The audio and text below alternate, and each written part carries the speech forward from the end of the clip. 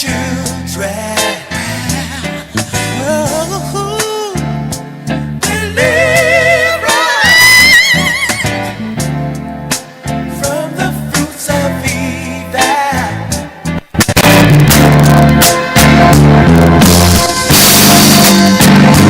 There's a need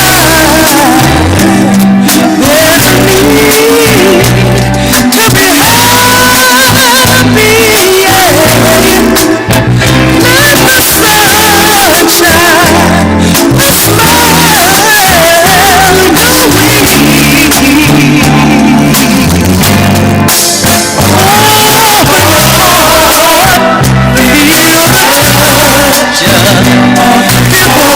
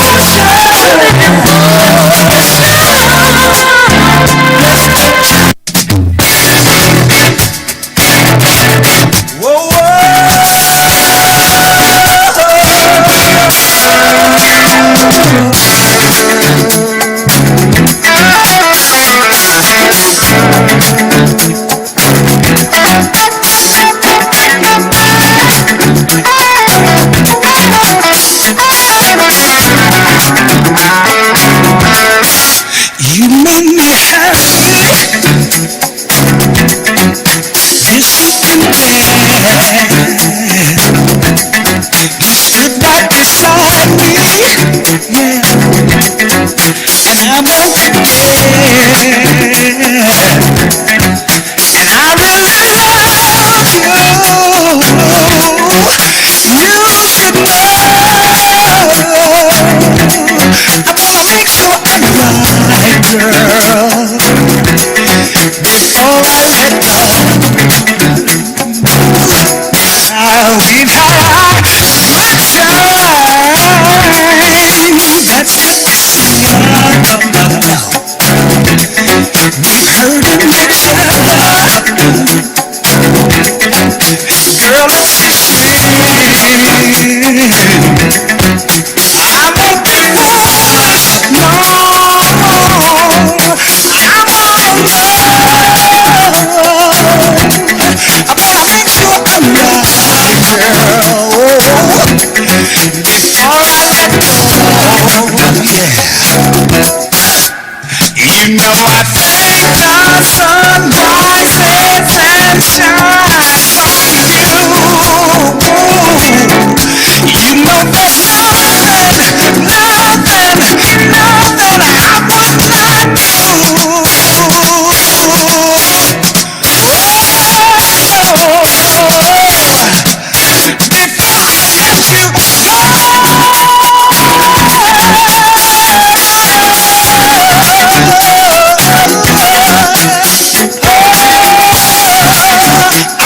would never, never, never, never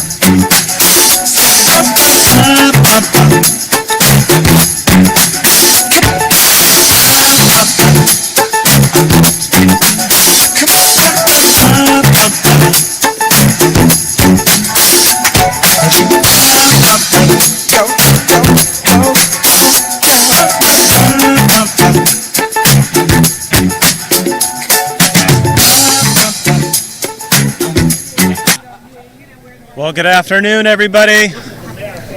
My name is Justin Cutler, Commissioner of Parks and Recreation. Welcome to Piedmont Park. We're going to get started here shortly. We're just waiting on Councilmember Bond, who will be here momentarily. And we want to wait for him because he was such a strong advocate for this project. So just hang tight for a couple minutes. If you're hungry, we've got some great food over there. We also have Coke products, being in Atlanta, so make sure you check that out. And hang tight. We'll get started here very shortly. Thank you. I just left Councilman Bond's event. Come to this event. I was at this event.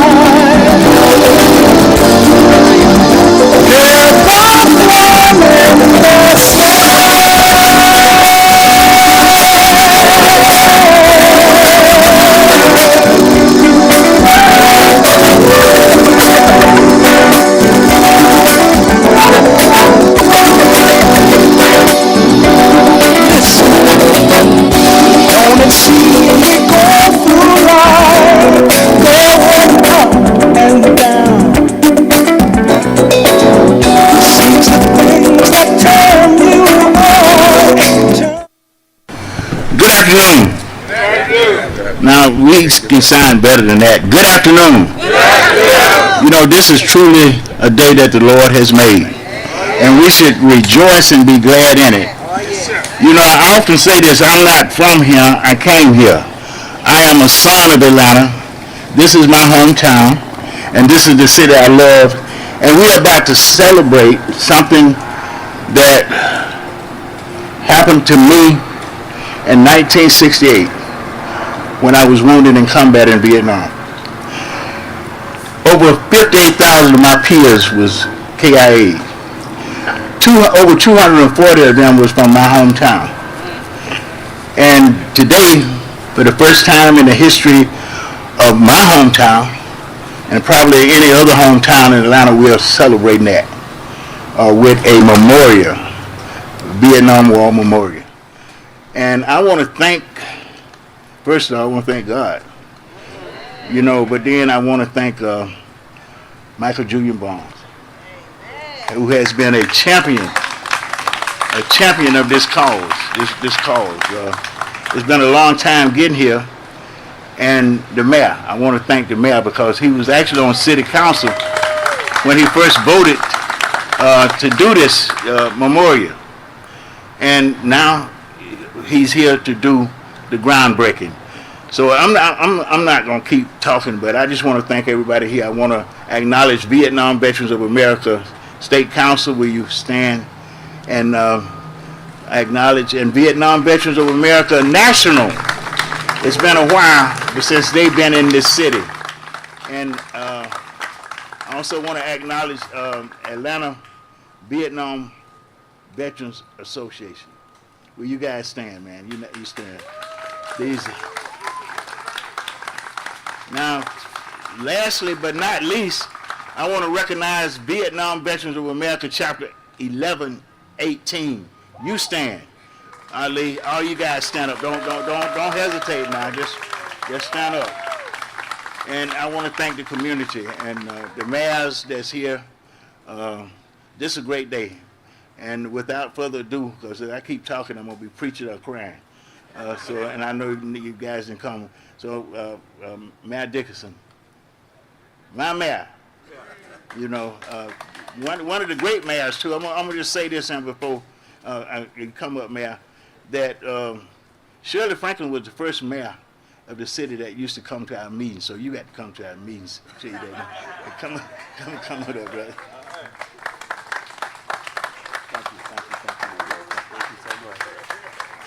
All right. Good afternoon, everybody. Good afternoon. Thank you, Reverend McGee, for that introduction and getting us started. And thank you to the Sons of Atlanta and the Vietnam Veterans of America, Greater Metro Atlanta chapter and number 118, and all the folks that's assembled here and the organizations represented. Thank you for your service. Thank you for your service. Thank you for your service to this country. Thank you. And also, thank you for leading the charge to make this memorial a reality. As was mentioned, I'm honored to be with you all here today in beautiful Piedmont Park, our centerpiece of the city of Atlanta, where we will soon have a permanent place to remember the 240 lives and their names that have for far too long not been able to call this city home again. I want to thank Commissioner Justin Cutler of the Atlanta Parks and Recreation Department and everyone in that department for what they've done to make this a reality and being able to get us here today, as well as you mentioned, Council Member Michael Julian Bond, who is on his way. I've been sitting in the car waiting. I know he's going to show up at any moment now. Michael Julian Bond, who without him, this wouldn't have gotten done. This is his push, and I'm so thankful. Let's give him a round of applause. Councilmember Bond, he'll be here soon. As members of our Senator, U.S. Senator Ossoff has a team member here. As you know, this is important to our federal delegation of Warnock and Ossoff. And so I also want to thank our dedicated partners here at Piedmont Park, the Piedmont Park Conservancy and Piedmont Park team, and everyone who really helped to move this project forward and to giving us the support that we needed. The 240 heroes we honor through this memorial were Atlanta's sons, some of whom weren't even old enough to vote when they went off to war. They fought in the first fully integrated military, but came from a city that was still segregated. Can you imagine that? They left their neighborhoods in Atlanta and across Fulton County to fight a war across the world in Vietnam, a war that would divide our nation and really test its soul. The Vietnam War was one of the longest and most tumultuous wars in our nation's history, lasting from November 1st, 1955, all the way to April 30th, 1975. For almost pretty much 2 decades, lives were lost, families were forever changed, communities were divided, and our nation grappled with this war. 58,220 American soldiers never were able to come back. These soldiers didn't ask for monuments, but they certainly deserved them.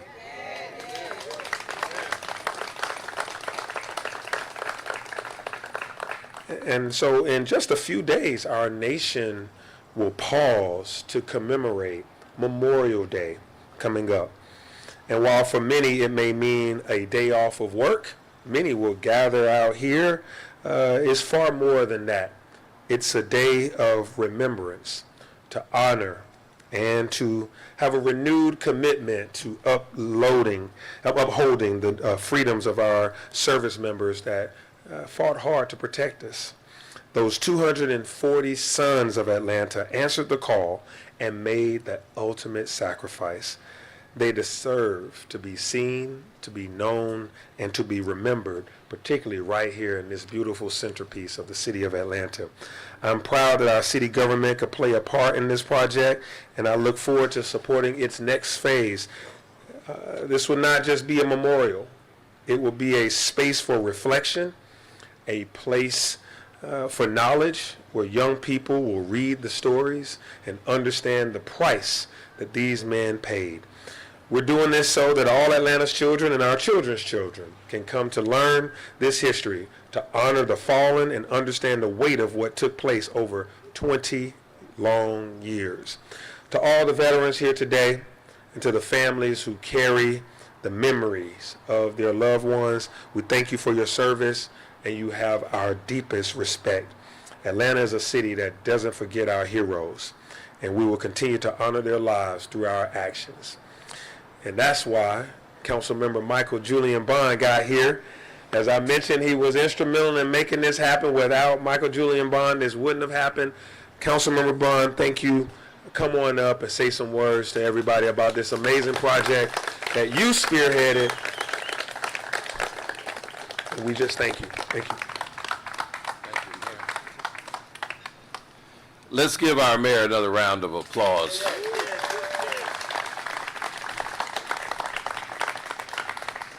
Thank you, Mayor, for your leadership. Thank you, Commissioner Cutler. Thank you to the Sons of Atlanta Vietnam veterans. Let's give them a round of applause.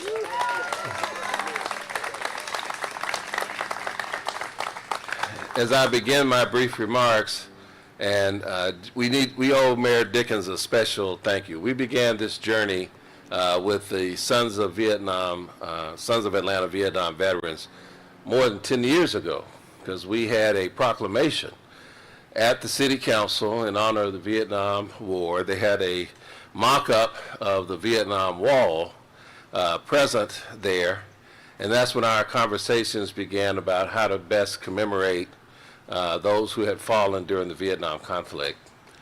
And I don't know if my uncle has made it here. Charles Redding, is he here? Oh, my cousin, my favorite cousin, is here in his stead. But my Uncle Charles Redding is a veteran of Vietnam War. I went to Price High School, and I spent many, many summers at their house. And my Uncle Charles not only taught me how to cook, Mayor, he would tell us about the stories and what happened to him during the Vietnam War. He was injured. He received several medals, almost had his arm amputated. There were 11 doctors in the triage tent, and he said the one that looked, and 5 said amputate, 5 said save. The head surgeon, who he described as looking like the Grand Wizard of the Ku Klux Klan, said, we're going to save it. We're going to save his arm. But with that and many, many other legendary stories.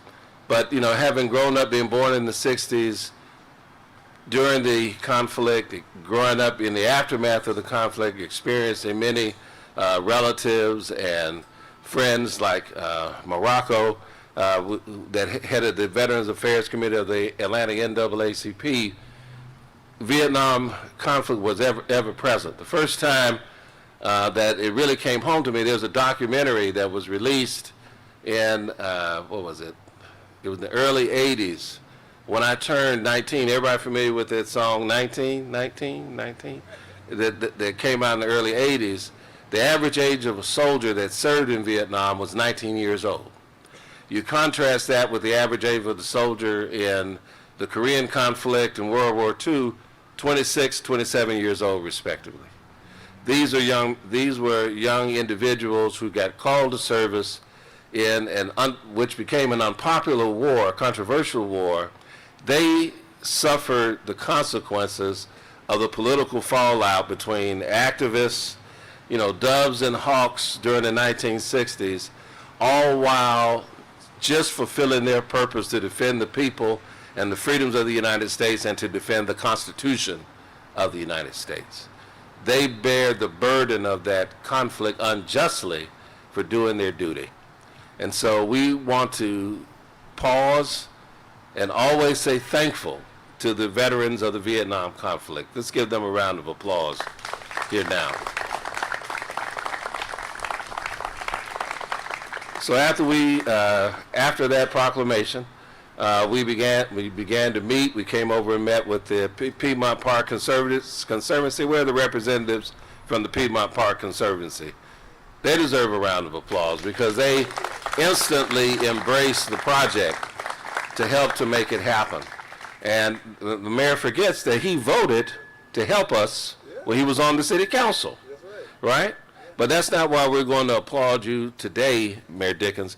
We're going to applaud you today because your administration funded the project, put the money in place to fund the project within the city's budget, within the Park Improvement Fund, at no additional taxpayer money for the taxpayers of Atlanta. That is significant. And so we're here today to make sure that there's always a place to remember those who paid the ultimate sacrifice from this city, which is the mission of the Sons of Atlanta Vietnam Veterans Chapter. And before I take my seat, all of the members of that chapter have been instrumental, but none other than Reverend Edelston McGee.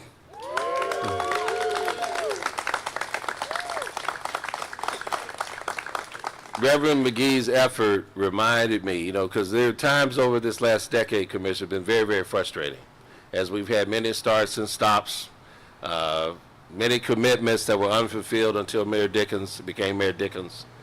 But Reverend Edelston reminds me of the faithfulness of Christ, because he's a reverend. But I heard a story the other day about a word from the Buddha. And Buddha said that any measure of progress, and this is what gave me peace, any measure of progress, even if it is only the distance of a grain of sand, you should be thankful for. And so we are thankful for the journey, because we are now at journey's end. But as we reach journey's end, there's another call for everyone to buy and purchase a brick through the Piedmont Park Conservancy, so that we can further honor veterans of our city, of those that you love and admire, that may not be acknowledged anywhere else. You'll be able to do it here on this spot. We want to thank Commissioner Cutler. He has come up with, we thought we had a pretty good design before, but Commissioner Cutler has come up with an amazing design that should actually be a real showpiece when you compare this memorial, not just to other memorials around the region, but around the country. So we thank you and your staff, Commissioner Cutler, for that. And in an era where the actual VA is under attack, right, which is disturbing, we want to thank President Obama, because it was his executive order that was issued near the end of his administration that encouraged cities, towns, counties around America to create these memorials for these specific gentlemen. And so we want to acknowledge that. And we want to ask all of our, because I think we've got a good commissioner of VA. He's from Georgia. So I think we just need to lean on him to restore what was taken away, because he is a veteran. And we want to gently remind him that we have faith in him and that we expect our faith to be rewarded. So we give him a call, and no matter what side of the aisle people are on, they still work for Americans. So it doesn't matter whether they're red or blue or independent, they're still accountable to us, and we still want them to be accountable to the people, the men, the women that have given the ultimate sacrifice, whether it's with their lives or their time or their effort to keep America free around the world, to defend the liberties and freedom that we enjoy in this country, and to defend, above all, the Constitution of the United States. God bless you and thank you, and I'm super excited to be here with you today.